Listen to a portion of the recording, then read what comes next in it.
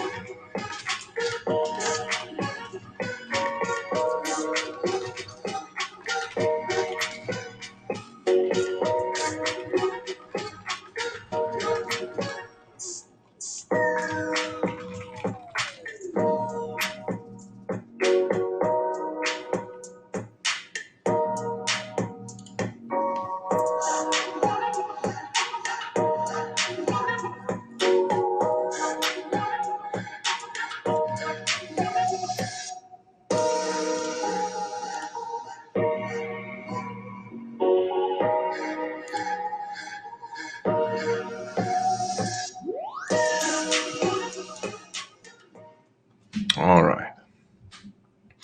Let me get everything set up here while we let people come in.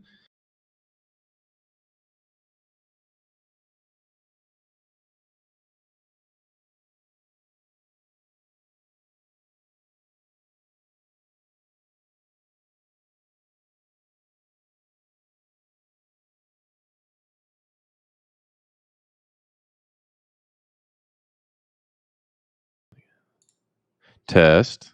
Okay. How's the sound?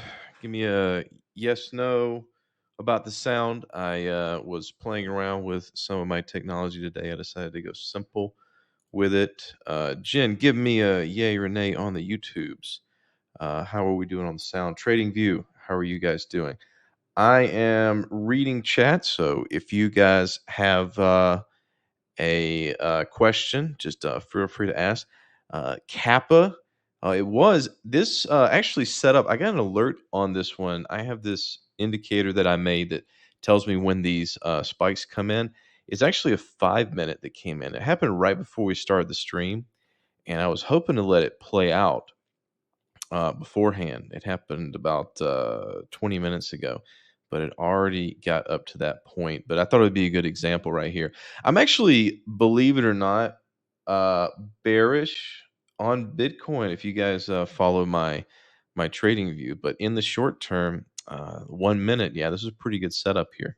What I liked about this one in particular was, and look at that, it's already spiking right down again. What I liked about this was you had this trend, and then it came back down. Let's just clean this up a little bit. You have the trend. It starts here, comes up to here, and then right around here was where the halfway point, the 50% retracement, and then you had this spike. And so what you do when you get that spike down, notice how the spike itself, I'll take the indicator off so you can see it without it. It came down, stopped a lot of people out that were trying to either go long or people that were trying to play it short, slam back up at that point. The spike comes to an entry level right here. And where this is calculated between the red line, which is the Ichimoku Tinkinson, and the stop, which is just below. 3 to 1 puts you right up here. And so, boom. But yeah, got to take profits. Got to take profits. We're going to talk about Bitcoin a little bit. Well, that among other things. Been a very interesting week. Things have been a little boring. I don't know if they've been boring in y'all's trading. I've also been pretty busy. I want to show you guys what I was doing last week. It's not going to be revolved around TradingView. It's not a chart. I got pictures to show. So if you have any questions and you are on YouTube, I'm reading chat over on this side of me. TradingView, the people that are joining, I'm on this. I love hearing about these new coins that I may not have seen before. One of the things that I've been following recently that I hadn't paid much attention to is Atom. I know that people have been in my Discord have been talking about it, but I recently went to a presentation about distributed finance, DeFi, and this was one of the utility tokens, if I think that's what it is, of this platform Cosmos, I believe it is. And if it was like 2 weeks ago that I went to this presentation. It's up a lot of percent from that. This is a weekly, so yeah, it was down here at the beginning of October.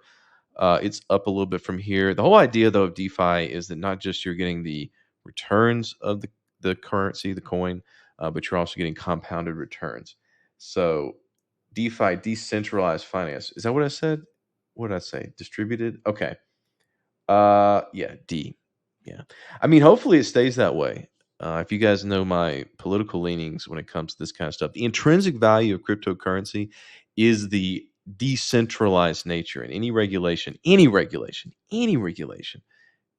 is not good for that. You can't have something decentralized if you have somebody making laws about it, period. So I know a lot of people think that we need regulation for it to become more mainstream, but then I ask, why do you need to be mainstream? To make you rich? Well, it's going to make you rich, but you're going to have to pay taxes on it. So what's the real game? ACHUSD on Coinbase. Yeah, we'll look at some stuff here before we get into the topics that I want to talk about while people kind of filter in. ACHUSD. What is this? Okay, first of all, first impression, I like liquidity. And that's why if you look on my right-hand side right here, you see a lot of coins, but not that many. Not that many. A lot of stuff that's been around for a long time. Bitcoin, Ethereum, Monero, Litecoin, uh, Cardano, Ripple, Tezos. I like these because a lot of people trade them. My first impression is I can't see much for it, so I'm starting to get a little wary if it's not on many exchanges. You need to be on lots of exchanges. What are my thoughts on it? Well, I'm a technical trader. I look at this chart and I say, okay. I mean, I hope it moons. I mean, there's nothing to go on here. I mean, I base my technical analysis on historical patterns repeating themselves. And I mean, this looks like you're one of these that you're just kind of waiting for some group on the internet to pump it. I mean, that's all I can tell you about it. I mean, good luck. So, yeah, I mean, I know one of the it's funny, but I mean, you can't laugh anymore is another dog money. What is it? Everyone wants this to go to a penny, and if it goes to a penny, then everyone gets to be a billionaire. So that's the target. Okay. Yeah. I hope everyone that bought different kinds of dog money. I want to buy some French bulldog coin. Do they have Frenchy coin? I bet they do. I bet they do. Frenchy coin.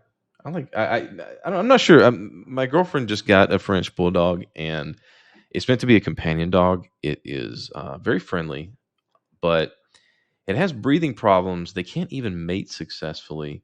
They all have to be artificially inseminated. I'm not sure if it sees well. I I just don't know if an animal that can't reproduce itself is the best. It's not really genetically viable, but it's cute, I guess. So, but that's the same thing with coins. Who cares? No one really wants to buy a coin based on its intrinsic value, its utility properties. They just want to buy it because it's going to make them feel good when it moons. So, I'm not going to stand in anybody's way from sick gains.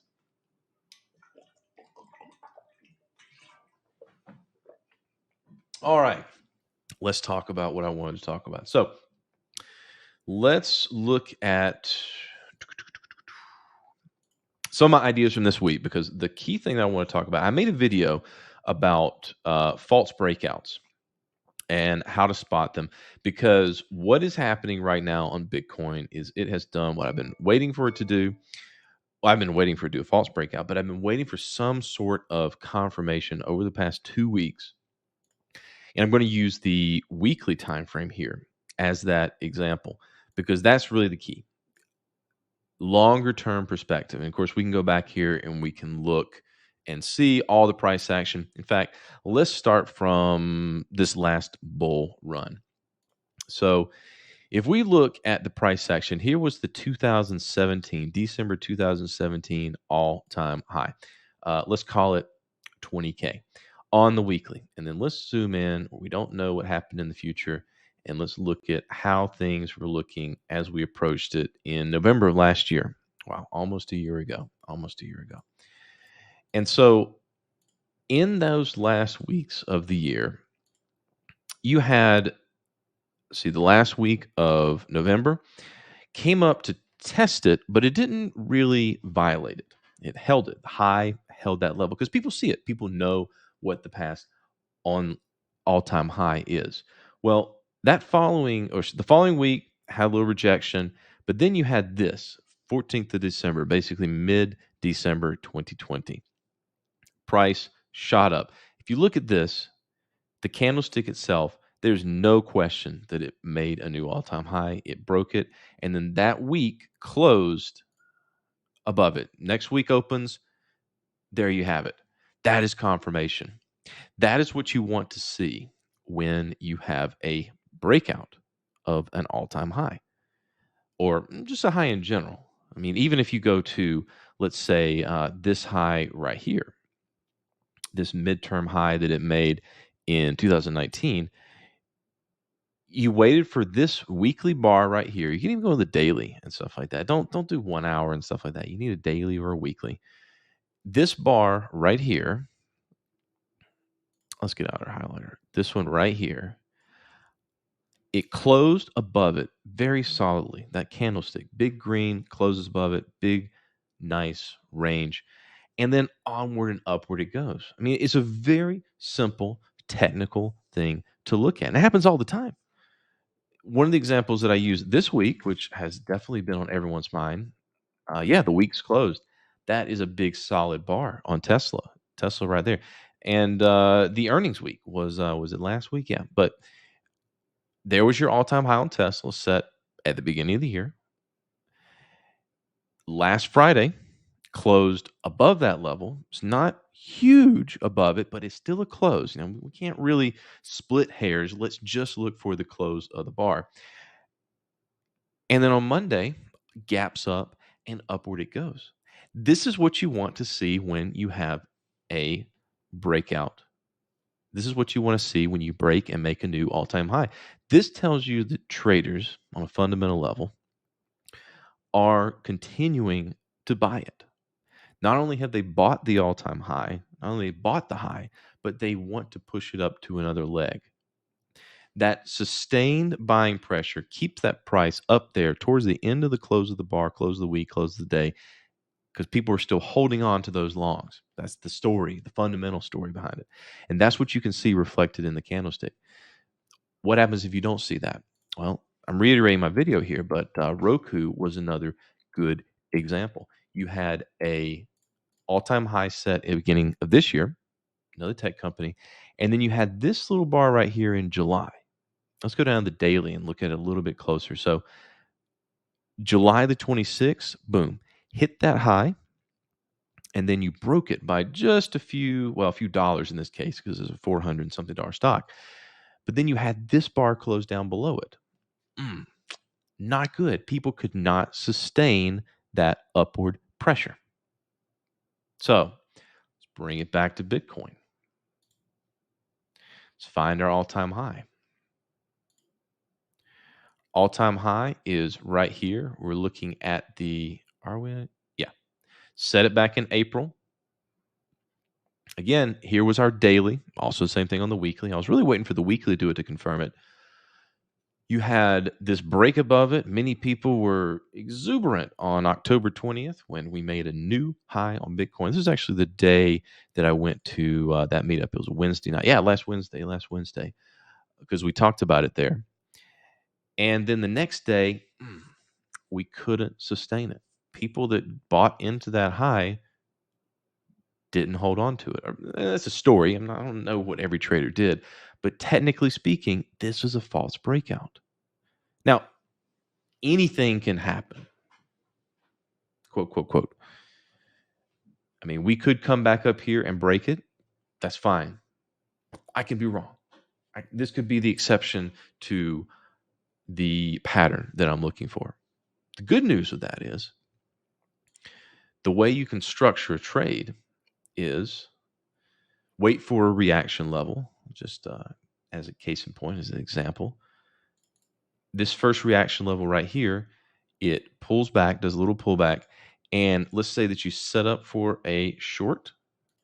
Where does your stop need to be? Very simple. If it breaks that high. If it breaks this right here, then probably people are going to start buying it again because now you're having a confirmed breakout. Maybe they're looking at the monthly. And from that risk right there from around about 63.2 up to, let's call it 68. Let's just make it 68 for an example. Your 3-to-1 lets you get well within this range right here. Like this range right here, this trend. I mean, that's going to be kind of the meat of where a retracement might happen. And in that case, you can get a 3-to-1 all the way down to that range. You can even probably get a 4-to-1 there. And so that's a trade. That is a short trade on Bitcoin. Now, I've been considerably more bearish than most in thinking that we may go through a fifth.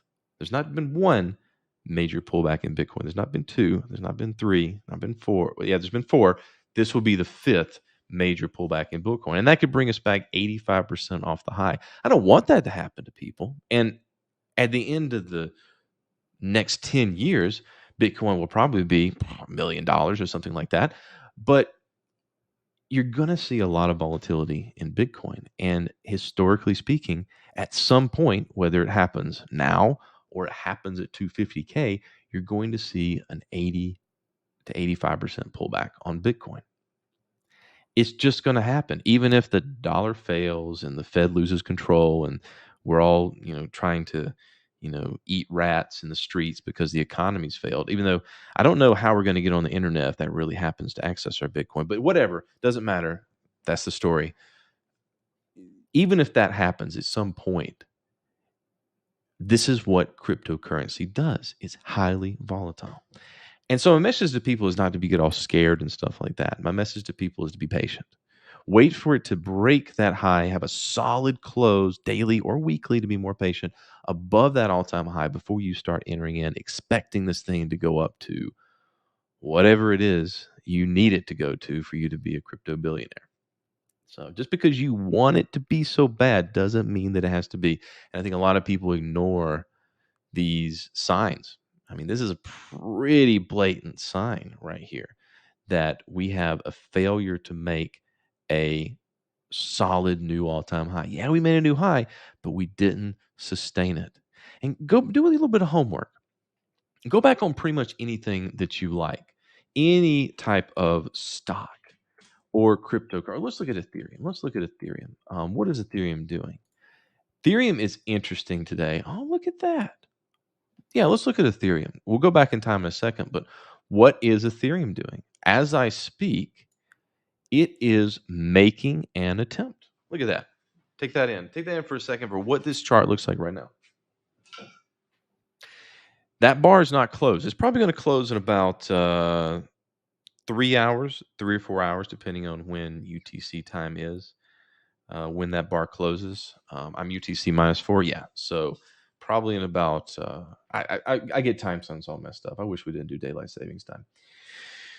So just take that in. Let me take a look at some of the comments on here. All right. So Brian says ETF more leverage implies more volatility. That is an interesting way to look at it, and that is a lot of the news around why Bitcoin has been doing the run it's been doing. But you may or may not have heard of the expression buy the rumor, sell the news. What it basically means is when there's a rumor of something about to happen or something's planned to be happen, a merger, an ETF, a buyout, typically the instrument that surrounds that is going to go up on that speculation. But as soon as it happens, you have a big sell off. And the reason for that is what drives price is people's expectation, people's what they're projecting is going to happen. When that thing actually comes to fruition, when it actually happens, what else is there to drive the price up? Nothing, because it's already happened. What people were expecting has happened. And so there's no one left to buy. And so that's where the whole buy the rumor, sell the news comes in because, either it's going to be exactly what people thought it was. In that case, the market was efficient and it priced it up to that point, maybe a little too high, or it fails to materialize. Oh, that's something to talk about that happened this week that's very interesting.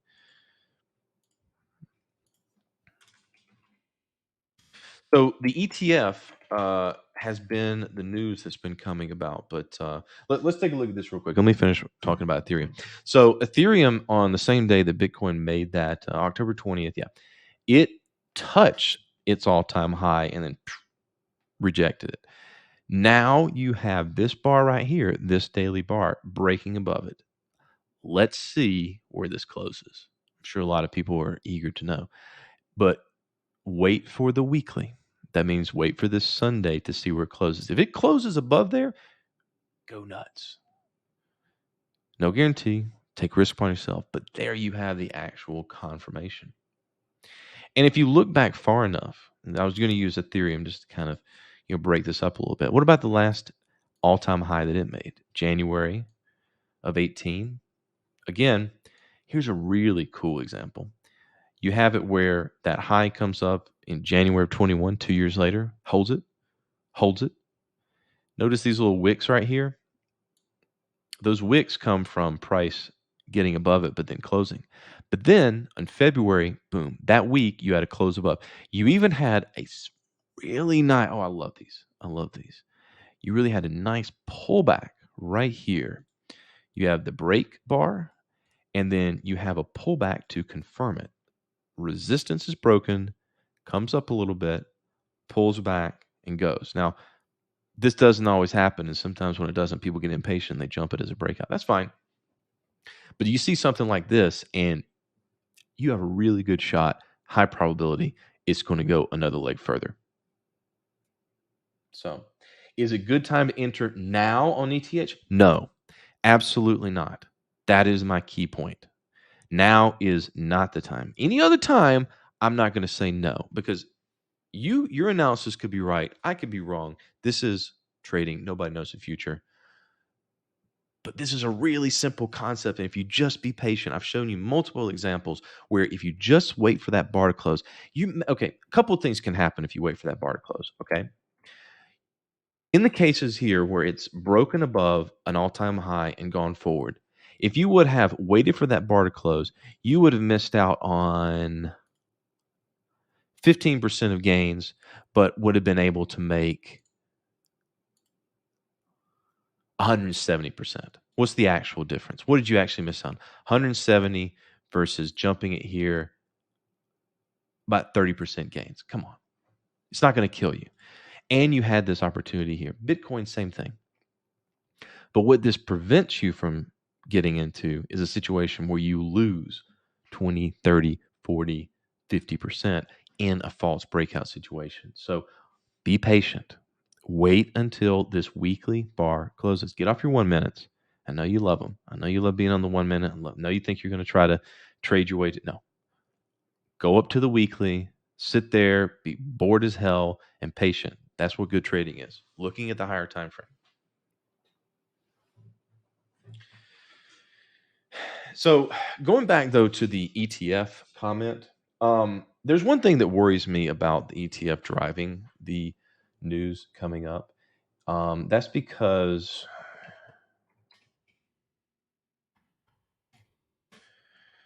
So the Chicago Board of Exchange launched futures.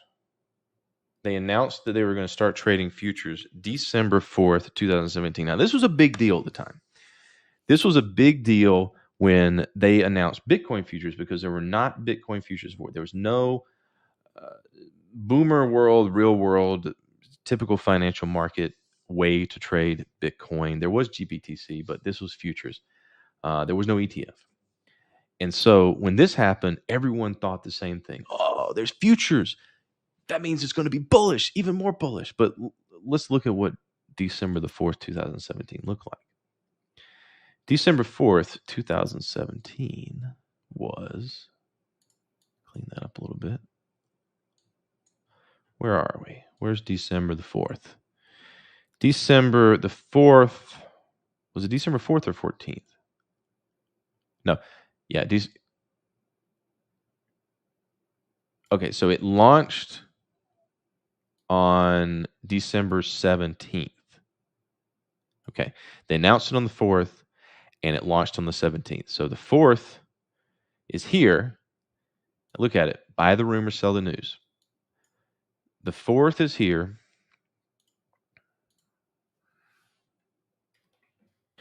So we announced it on this bar right here. And then where is our 17th?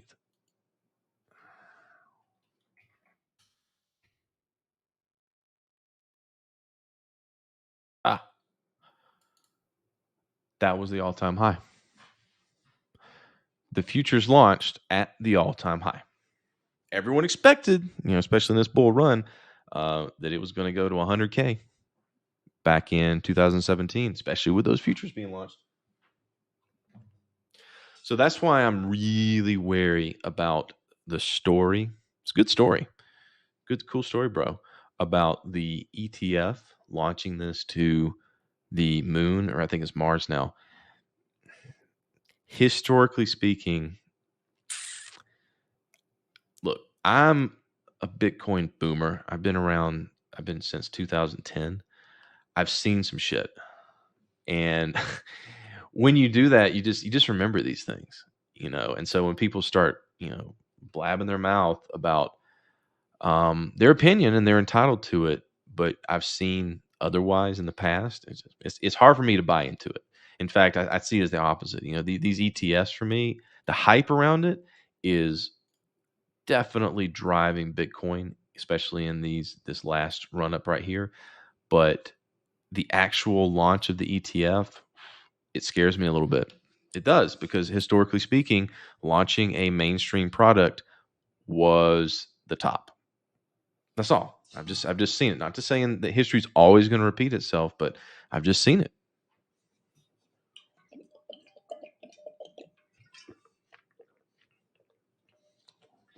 Do I think about BTC will have a bull back to 53K?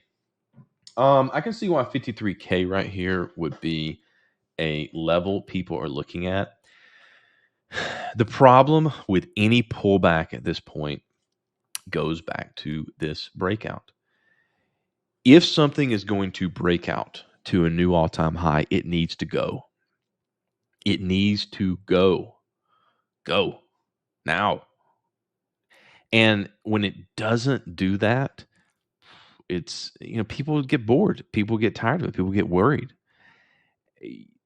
If you have two basic things that are going to happen right now, it's going to go up or down. Yes, I know. It's very simple. But the degree of which is pretty apparent to me in my experience. You're either going to have this bar fail and this bar actually come up to close above it. Then you're good. Then we can go up, and it is probably going to start a whole new bullish leg. I would be very confident in saying that. I would be very confident in saying that if you get a close on the weekly above here, a solid close over the last all-time high, this thing could go to six figures. I'll say that right now.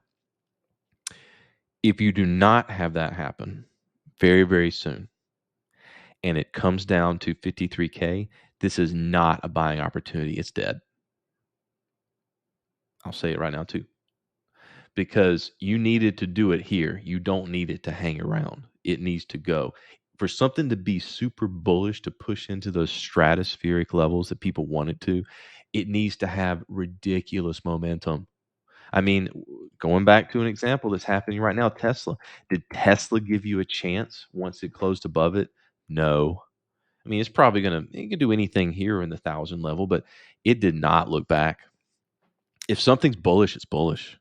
It's just that simple.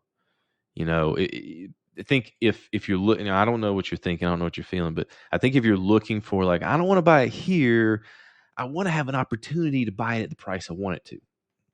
Market's not under any obligation to give that to you.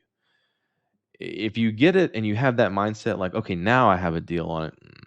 No, no. This is the emotion of markets.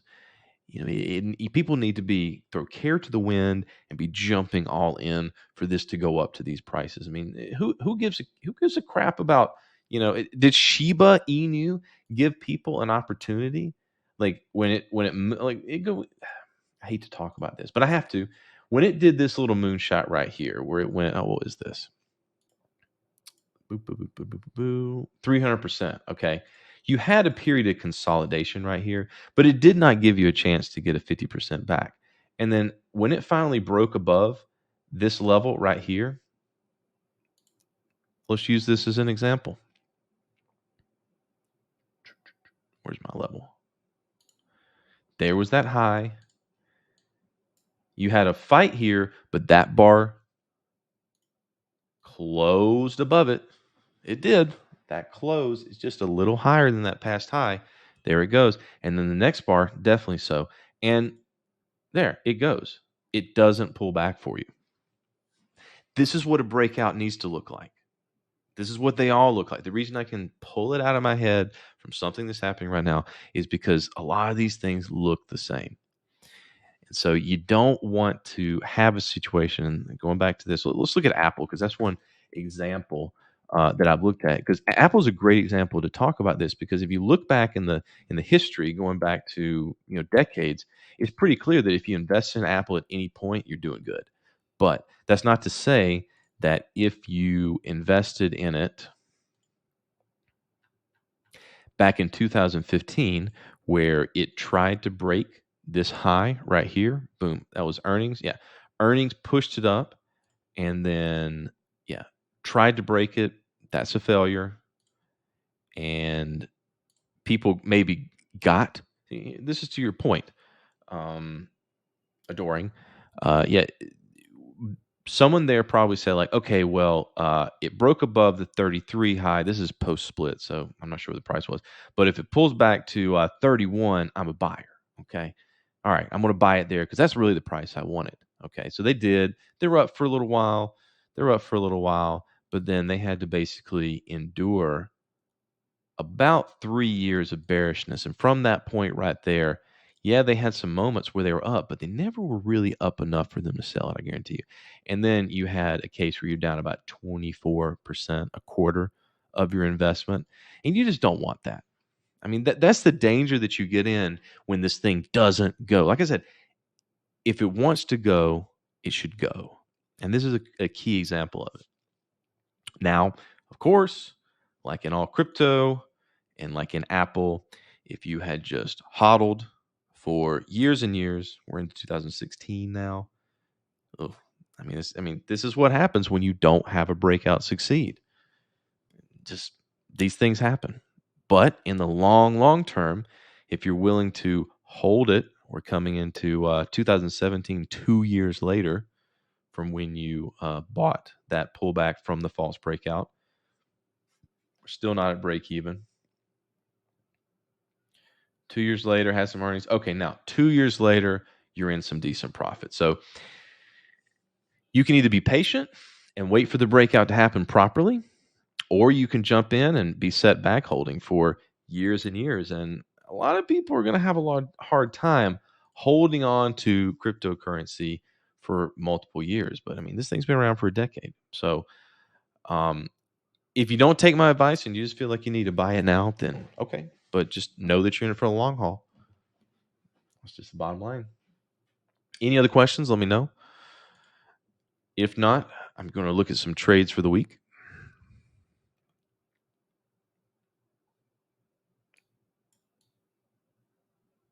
Thank you. Actually, we're coming up on No Shave November, so I think the beard might actually get a little longer.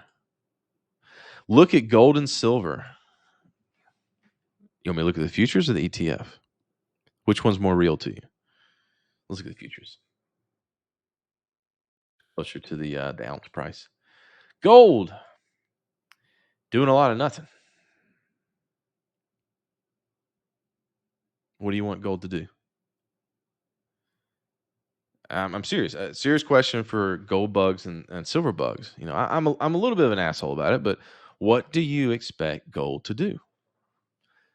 I'm aware of the tenet that gold typically buys you a nice tunic and a pair of sandals back in Roman era. So basically, an ounce of gold should buy you a new suit, like a three-piece suit and nice shoes. And for $1,700, yeah, I think you could probably get a nice suit and some new shoes.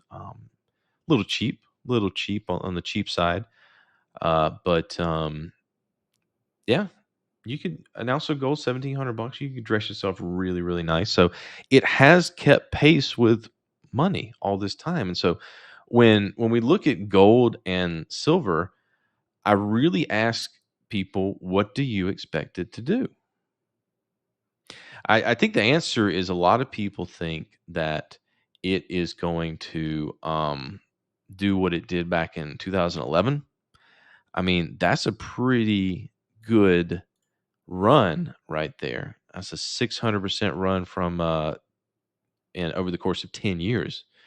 I can't deny that a lot of people are looking at that and thinking that, oh, I think that's going to repeat. Inflation, gold as a hedge against inflation has always been the narrative. But here's my personal hot take on gold and silver in the current year, 2021, in the cryptocurrency era. I think on a generational perspective, older people are still looking at gold as a hedge against inflation because they've done it all their life. Their parents did, their grandparents did, going back centuries, millennia, gold has been money. But to this generation, the millennials, the Zoomers, even some of the Gen Xers, cryptocurrency has become their story of a hedge against inflation. And a lot of the money, everybody's working jobs, they're putting their money away into what they think is going to be a hedge for them. I think it's a zero-sum game. This new generation is putting their cash, their money, not into gold as against inflation. They're putting it into cryptocurrency. And you only have so much, everybody only has so much money coming in every month. They have to choose where to spend it.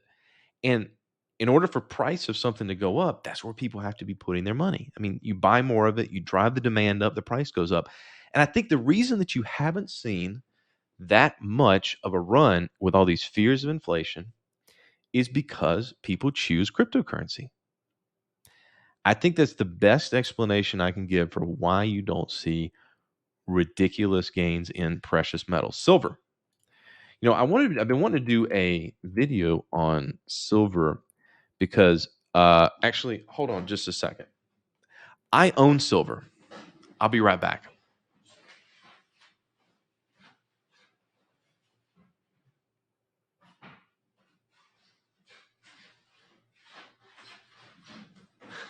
I own silver. Let's see if I can get the picture up here. So this is a Ty Cobb Memorial 1 ounce silver. It was minted on his 100-year birthday, which was 19. He didn't live to be 100, but 1986. And this was given to me by my grandfather. And yeah, so what was the price of silver? Let's see. Let's see. What was the price of silver in 1986? Oh man, yeah. See, I can understand why. This is interesting. I can understand why people look at precious metals for hyperinflation scenarios. Because right here, the Jimmy Carter years, early Reagan years, that's hyperinflation. I remember my mortgage broker when I first bought my first home. He was telling me when I signed my 3.5% mortgage rate, which was low at the time, that his mortgage back in the early 80s was 15%. So yeah, silver used to be $126 an ounce. Wow, in 1980. Whew. So in 1986, let's just say it was $12. Yeah, well, middle there, $12. So let's call it $13. And so now it is let's see, $26. Silver is $26.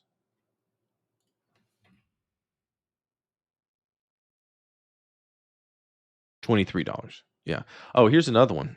This was I know I made a video about this back in here's another. Look at this while I look it up. Failed breakout of silver. Broke the all-time, not the all-time, so broke a high, slammed back below it, down it goes.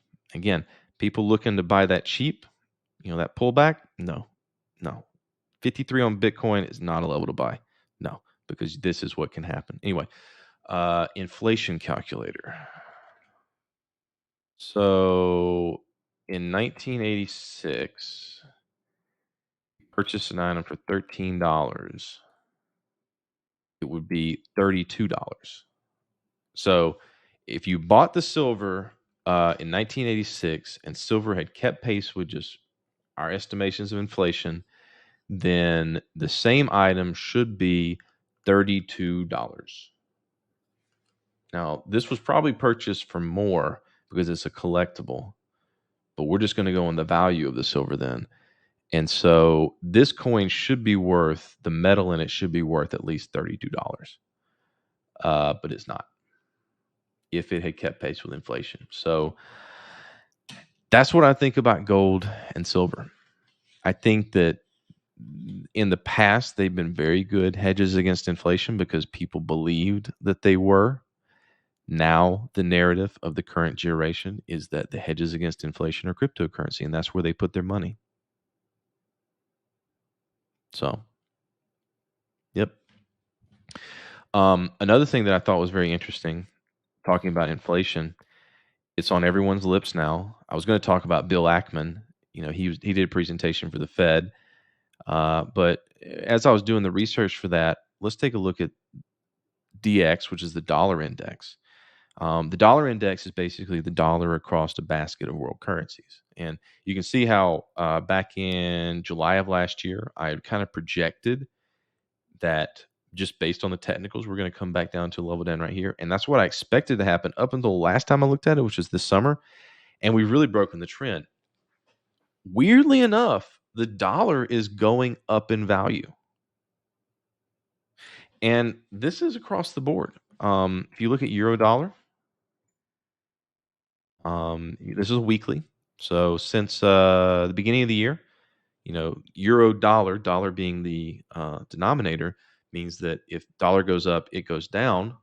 Better way to put that is to look at USD JPY, which will be the direction, and the dollar is going up versus the yen. So even though we're hearing all this about inflation, prices are going up. We can't deny that. The dollar itself is in more demand relative to other countries' currencies right now. That's what the price chart tells us. So is inflation really happening?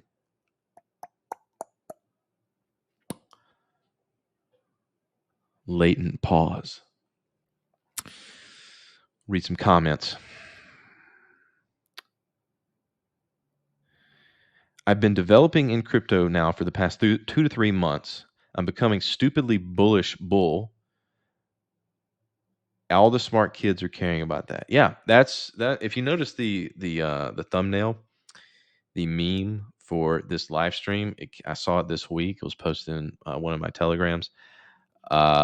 It's really funny, the IQ distribution. The meme I heard a few weeks ago was the smartest people I know and the dumbest people I know are all into crypto right now. It's true. It really is. You've got people with no financial education that are pouring their money into it and making stupid gains.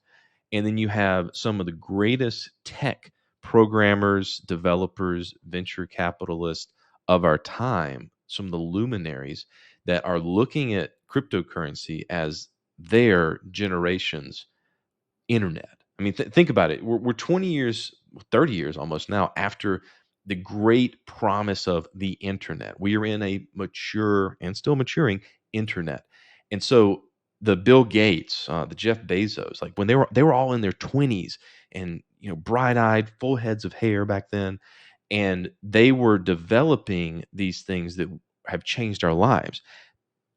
People that are working in tech right now, these same type of highly motivated, ridiculously smart individuals, they see cryptocurrency right now as their revolution. And I think they may be right. Now, depending on what project they get into, I keep going back to the fact that no one in 1999 would have known that an online book retailer was going to take over the world. That didn't make any sense to anybody, but it did. And so, with all these different coins that are out there, the most obscure, the dumbest one on face value could end up being world changing 20 years from now, but you're not going to know which one it is. So you can YOLO into a few of them and hope you're right. At the end of the day, 20 years from now, they're going to be writing articles about, oh, if you put $1 into this in 2021, you'd be a billionaire. Yeah, but nobody knew it then. It's just the way of things. I mean, don't stretch yourself out about it so much. Just make smart bets, and one of them will be right, and that's all you need.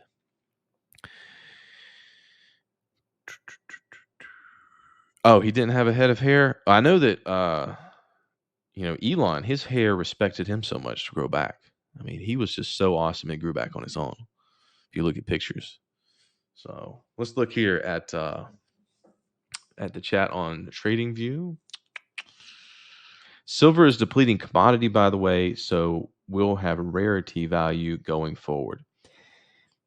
That is an argument. I think rarity is sort of the primary intrinsic value of NFTs, in that you can't reproduce them, just like Bitcoin or any other deflationary coin is. You cannot reproduce it easily. You can't create silver out of thin air. You can't create Bitcoin.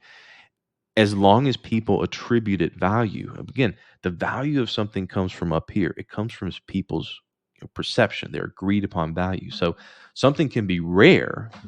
I'm trying to think, what is a rare thing that nobody really values that much? I wish I could come to mind. There's a lot of rare elements in the Earth's crust, but we don't have any use for them. So we don't really pay much for them. Here's a good example. Aluminum. Napoleon, he had a gold set of silverware and dinnerware that he would bring out for some guests, but for the really special occasions, he would bring out the aluminium. Because in the late 1700s, or early 1800s, I think it was first made in like 1820s or something like that. Aluminum was very hard to make, but amazing because it was pretty, it was super light, super durable. It was an amazing metal, but it was very rare, very hard to make, and very expensive, more expensive than gold. And now we throw away aluminum. So it just kind of goes to show you where, value is really subjective. It really is. And so even though silver, there may be less of it, if nobody values it, it's not worth anything. That's just what price is. I mean, price is people's estimation of the value, and it's very intangible. That's why it changes so much. That's why it's so volatile. Surely too many dollars have been printed for it to get any stronger. Well, let me stop you there with surely something must happen. I mean, surely all these people throwing their money into dog money are going to lose it, right? Nope. I mean, there's if 2021 has taught us anything about financial markets, is that being too smart will keep you from making good returns. Thinking too much, being little Riri has been an asset in acquiring assets this year. So there's nothing sure. I've let go of any approach of sanity to the markets. Not because I don't think that it will never be sane again. Eventually, these things have a tendency to normalize and rationality return. But as they say, the market can remain irrational longer than you can remain solvent. So we just don't know when that's going to happen. So there's nothing sure to me. Silver is an industrial metal that is used to make other things. So when it gets rare, it will gain value. If we find more uses for silver, yes, we use silver. That's true. But right now, remember, this should be worth 30 something bucks, and it's only worth about 25 bucks. If you would put your money just in anything else like treasury bonds, you would have been better off over the course of 30 years, just about almost 40 years, almost 40 years. I mean, I'm just telling you like it is. I'm just telling you like it. I mean, I would love for everyone that stockpiles silver and gold to be. I want everyone to be rich. Now, I did have this discussion on Wednesday of this week. I was out at dinner about silver, and won't name names. Guy's girlfriend was having a little eye roll moment at how much silver he has around the house, and I said, "Well, silver is not a really good hedge against inflation. It's not really a good asset for appreciation. But what it is a hedge against is, oh God, the world has ended. We need to buy food insurance." I will say that. I'll say that aside from guns and ammo, gold and silver, should something really bad happen, you probably want some things that other people are going to see as money. Probably a good idea because you're going to get hungry. You haven't been farming for the last 10 years. You've been writing computer code. You don't really know how to plant a seed and make it grow. And even then, you got to wait a couple of months. There are some people that know that, and they're going to get really rich off things that they want to hold, and they probably want silver. If you came to them and said, like, "Here is this, will you give me a bag of rice?" They'd be like, "Word, okay, here's your rice. Eat for a week or a day, depending on how bad it is." So, I that is the argument that I agree with when it comes to precious metals. But if something like that were to happen, there's a good chance I won't even be alive anymore because I live in a big city. So I'm not going to worry about that too much. Yeah, surely we get rational again. So, what's the prediction for these coins based on my knowledge? Doge, Bitcoin, Shiba. I'm not a fortune teller. I don't know how to do predictions. I'll say this. There's a lot of similarities between this and times past. The tech boom of the 90s, the dot-com boom. I think that's the best case analogy, analogous thing to it. You had a lot of excitement. You had a lot of these projects, a lot of these websites, a lot of these coins, and people were throwing their money left and right, and they were making tons of money on paper. No one's really cashing out to buy things like real estate or gold and silver with it, but there was a lot of excitement, and it went on for a while. And that's what's happening right now. We have this money spigot that is just pumping money in at 0% interest rates, and no one wants to get 0.5%. No one wants to, because everyone has this perception because of inflation, they're losing value on their money. And it's true. When steak is up like 20-30% since it was last year, you can buy 20% less steak to eat if you just had cash. So if you're only making 0.5% in a savings account, that's not working. You're losing money. So people are chasing yield. They're chasing these returns, and they have to do that in riskier and riskier ventures. And they're doing it with borrowed money. A lot of the money that has been going into Bitcoin and cryptocurrency, Bitcoin in particular, with these funds, is coming from borrowed money. Maybe not from the Fed directly, but the Fed loans it out to banks. Banks loan it out to hedge funds loan it out to some of these other funds. So through several degrees of separation, everyone taking their little percentage point, money, cash that's being printed by the Fed is going into these risky assets, including crypto. And eventually, I say that, but I already chastised somebody for saying Shirley earlier. I would think eventually, at some point in my lifetime, I could even be wrong on that, will raise rates again, interest rates on the dollar. And at that point, a lot of this rampant speculation is not going to have as much fuel. And at that point, it just won't have the same kind of oomph. I mean, you'll probably have another cycle in the years to come because people will get excited about it. People will put their money into it. There's always going to be a bull market somewhere. Let me summarize it. This will end. The Doge, the Shibus, the Bitcoin, you just don't know when. You know it's going to end. You just don't know when. And right now, the getting's good.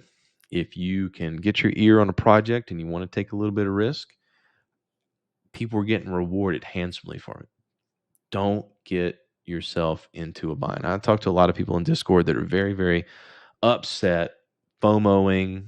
What is it? ROMO, which is realizing on whatever, that their friend that is an idiot put their money into Shiba and they're buying, or they got like grand, thousands of dollars.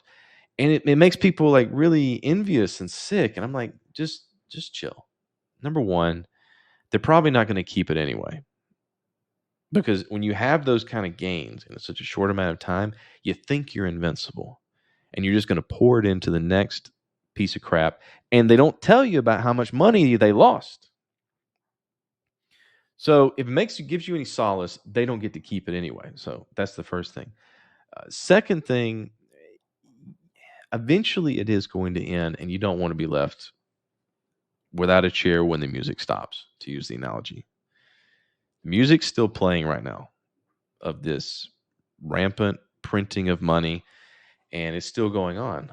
I hope everyone is the best. I hope you make good decisions and things like that. But me personally, I am, even with these prices, I'm still interested in real estate. I think if you look back in history, they're not making any more land, so it's rare. It's a good way to park money. Yes, it has its ups and downs, but what doesn't? I mean, the housing market had a crash in '08 when it got overvalued, but it's back above that now. Crypto had a crash, it's back above that now. Difference in real estate is if you had a rental, you are making income on it. So, yeah, I think you need to, if you have made good gains in this, I think you need to make it real. I think this is what I always tell people when they come to me bragging about some crypto thing they made a lot of money on. I'm like, just take out about $100. Go buy yourself a nice dinner. Make it real. Did I lose the stream? You guys still there? Okay. Hopefully so. Test, test, test. Okay. Looks like it's still good. All right. Take out some money and make it real. Even if it's just $100 worth. And that way when you're sitting down to eat, you're like, yeah, like I took something that was fake paper on a glowing rectangle on the screen and I made it into something I can taste. Even a beer. Buy yourself a beer with your Shibu whatever, Inu winnings. Make it real and just take a little bit out and enjoy it in the real world. That's what I say to people if they've made money. If you haven't made money on it yet, don't assume that you're going to be the next person bragging. Because remember, people only talk about their winners. You know, I like to talk about winners. I talk about my losers too because I want to learn from them. But the people that are coming in now that with no financial education, they just want to talk about their winners, and they're invincible for now. So just trade wisely. Just trade wisely. Don't get focused on what other people are doing. There's always opportunities in the market. Don't go chasing. Don't go chasing, Jen.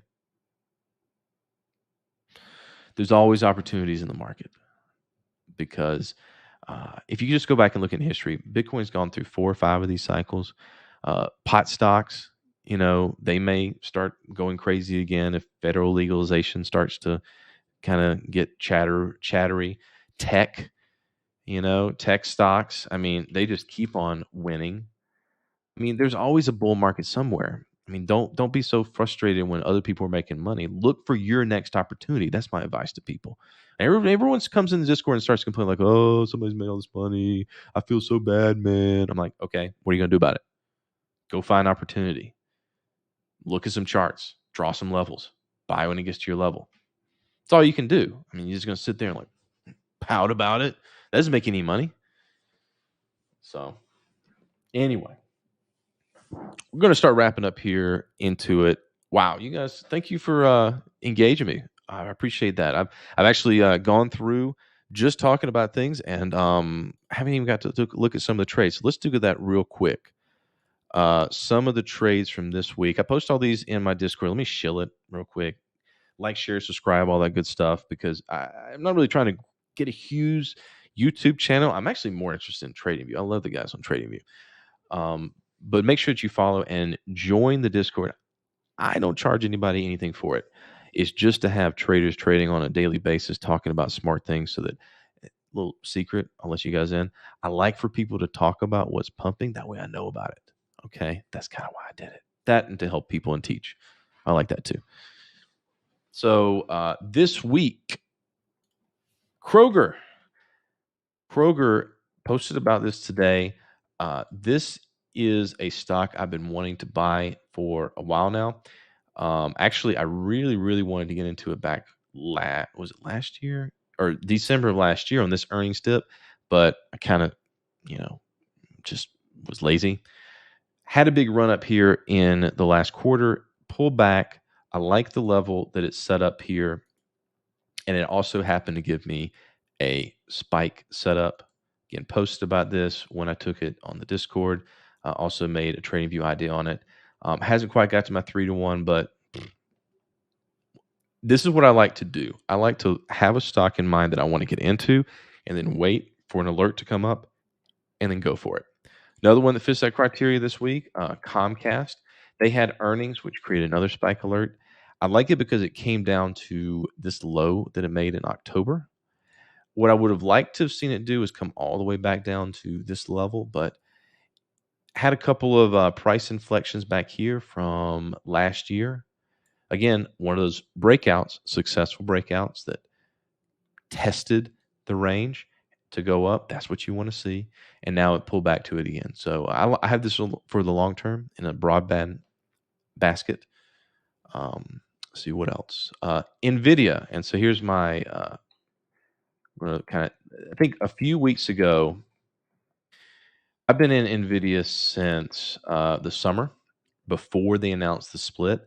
And then as this split was going, I was in the actually I took profit here, and then they announced the split.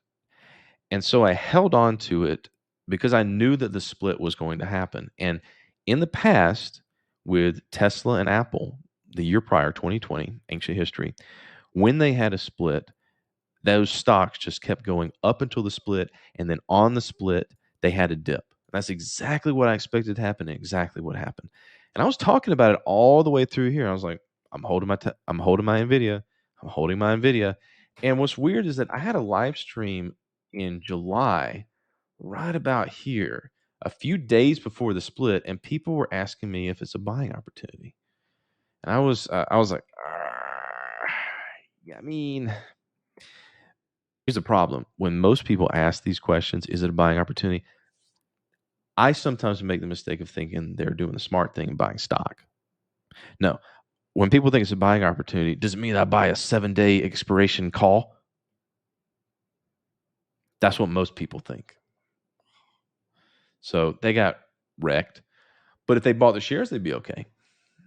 So right now, revisiting, still in NVIDIA, and it's had a big run up. And what I typically do when a stock that I'm in goes to a certain threshold in my portfolio is I want to get it back down to a 5% holding threshold.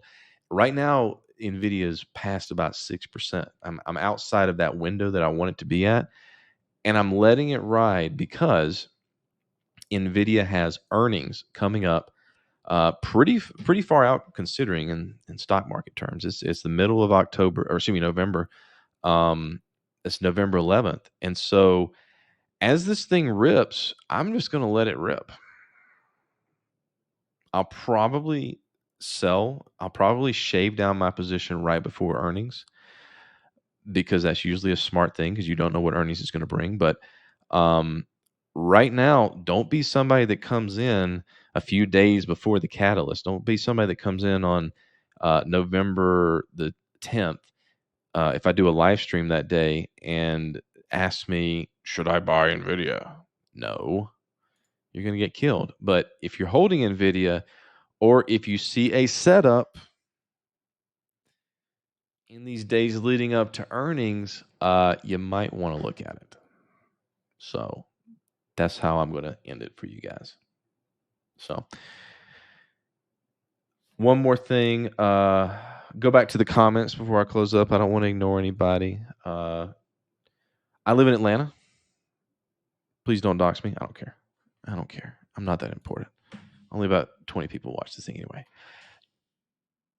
Intel. I love Atlanta, by the way. Great weather. It's a little too cold now. It's down in the 60s. That's too cold for me. I just got back from Costa Rica. I want to go back. Intel. Is there anything that has disappointed me more than my parents other than Intel? That's a joke. I love my parents. But yeah, Intel has been very disappointing. I did have Intel earlier in the year, and I think on this dip right here, I just decided I'm tired of this. So I do not hold Intel, and one of these days maybe it'll do something. It's where